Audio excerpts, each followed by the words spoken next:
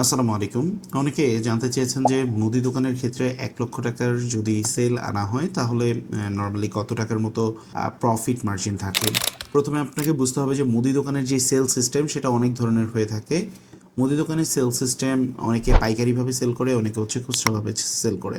অর্থাৎ আমি ধরে নিচ্ছি যদি আপনি প্রোডাক্টের গায়ের যে মূল্য সেই গায়ের মূল্যে যদি আপনি বিক্রি করেন, সেক্ষেত্রে কী রকম প্রফিট আসতে পারে 1 লক্ষ টাকা সেলে, সেটা জাস্ট আপনাদেরকে শেয়ার করবো। তবে মুদি দোকানের ক্ষেত্রে হয় হচ্ছে গ্রোসারি আইটেম থাকে, এরপর থাকে হচ্ছে প্রসাধনী আইটেম, এছাড়া নিত্য প্রয়োজনীয় যে দৈনন্দিন যে জিনিসপত্রগুলো সেগুলোই থাকে।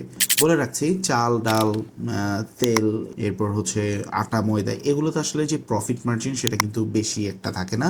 7 থেকে 8% মতো প্রফিট মার্জিনটা থাকে। বাট আপনি প্রফিট বেশি করতে পারবেন যেগুলো হচ্ছে প্রসাধনী আইটেম থাকে, যেমন সরিষার তেল, এরপর হচ্ছে নারিকেল তেল, স্নো, পেস্ট, এই টাইপের যে আইটেমগুলো থাকে সেগুলোতে প্রফিট মার্জিনটা তুলনামূলক বেশি থাকে।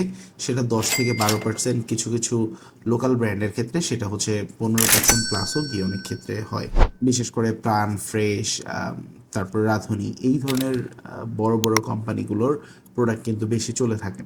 এ ধরনের প্রোডাক্টের ক্ষেত্রে প্রফিট মার্জিন 7 থেকে 8%-এর মতো থাকে। সো আপনি 1 লক্ষ টাকা যদি প্রোডাক্ট সেল করেন তাহলে আপনার অ্যাপ্রক্সিমেটলি আপনি নিঃসন্দেহে ধরে নিতে পারেন যে 10% মতো আপনি গ্রস প্রফিট রাখতে পারবেন।